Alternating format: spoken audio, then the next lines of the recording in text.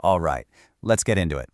Today, we're not just talking about cybersecurity in some abstract way. Nope, we are stepping right into the middle of a digital battle. So, forget the dense, dry textbooks. This is the story of a modern city under siege and the digital guardians who protect it, literally one line of code at a time.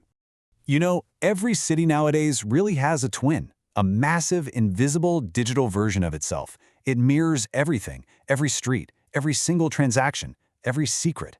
And just like the physical city of steel and glass, this digital twin needs to be protected constantly from the shadows. So, our story kicks off in Chicago, and the first sign of an attack, it doesn't come with this big explosion. No, it's more like a faint whisper, just a single wrong note in a huge symphony of data.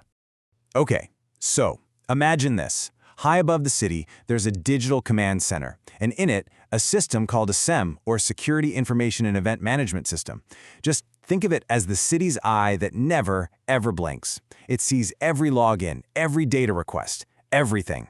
And tonight, it spots something off, a weird pattern. Someone is poking around the Transit Authority's database. This right here is the attacker's first move. It's a classic probe. It's called an SQL injection.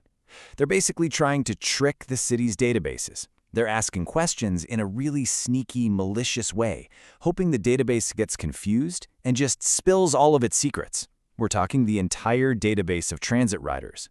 So that quiet probe didn't quite work. Now the attacker is about to turn up the volume. The city's digital border, all of its public websites and portals, that's the next battlefield. And the first line of defense? It's ready. Right, so since they couldn't sneak in quietly, the attackers just switched tactics completely. Now they start hammering the city's digital front door, all its public websites, with this absolute storm of automated attacks. They're just hoping to find a single crack in the wall.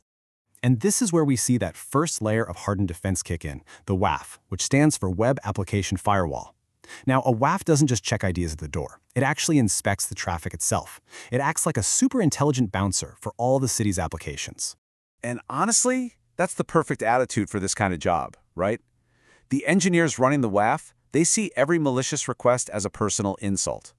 Their system is this relentless guardian at the gate, and it's pretty much saying, nope, not on my watch.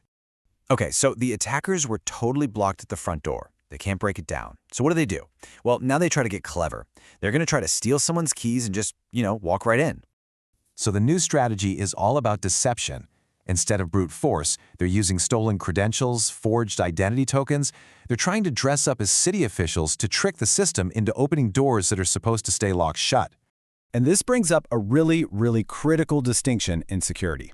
Any good system has to answer two totally separate questions. First, authentication, which is basically, who are you really? And only after that's been confirmed does it move on to the second question, authorization. Okay, now that I know who you are, what are you actually allowed to do? This is where the keepers of identity, the real gatekeepers, come in. They manage the city's single sign-on system, or SSO. Think of it as the master key system, but with a bouncer. It demands rock-solid proof of who you are, and it is very, very good at spotting a fake. So at this point, the attackers can't break down the door, and they can't trick their way in by stealing keys. What's left? Well, their next move is to try and eavesdrop on all the conversations happening across the entire digital city. I mean, just think about it. Think of all the data that's constantly flowing around. Emails, people connecting from home, database lookups. The attackers try to position themselves to just listen in, hoping to grab sensitive information as it flies across the network, totally out in the open. But, of course, the data isn't out of the open. This is where encryption becomes the hero of the story, specifically a protocol called Transport Layer Security, or TLS. You've seen it a million times. It's the S in HTTPS. It wraps every single message, every little packet of data, in this powerful layer of mathematical armor. And the city's encryption team, they treat their work with an almost religious level of devotion. For them, an unencrypted connection is it's unthinkable. They make sure that even if an attacker manages to intercept a message, all they're going to see is meaningless, scrambled junk. So all those little individual probes and attacks we've seen so far, turns out that was all just reconnaissance. That was the warm-up act. Now, the real performance begins. A full-scale, coordinated attack hitting on all fronts at once. See, the attackers, they have this really sophisticated, multi-stage plan. They think they've found the city's weakest links. They're going to start with those stolen credentials, then pivot to web attacks to get a foothold, then expand their power, and then move sideways through the network until they get to their ultimate prize, the entire citizen database. But look at this. This is where you can see how each layer of the city's defense is perfectly positioned to counter a specific phase of the attack. It's not one single silver bullet. It really is a symphony of defense. The authentication systems block the stolen credentials at the front door. The WAF hardens the perimeter. And inside, a zero-trust policy, which basically means nobody is trusted by default. It traps the attacker if they somehow manage to get in. It's just a beautiful, coordinated response. But this victory, it wasn't just about the technology. The attack was stopped because of the entire philosophy behind the city's defense. So the big question is, why did this layered system hold up so strong? Well, the guiding principle is something called defense in depth.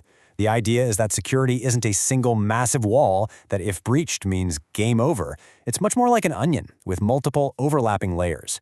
An attacker might get past one, but there are always more defenses waiting for them, ready to stop their progress cold. And this all brings us to the three fundamental goals of any security program, known as the CIA triad. Everything Chicago did was to protect one of these three pillars. There's confidentiality, which is keeping secrets secret, integrity, making sure data is trustworthy and hasn't been messed with, and availability, ensuring systems are actually online when you need them. Every single tool served one of these three masters. You know, the battle for digital Chicago really shows us that our modern world is built on all these layers of defense that we never even see. And it all brings up a pretty interesting question. We all live in our own little digital cities, right? Built from our data, our devices. So, are your walls watched?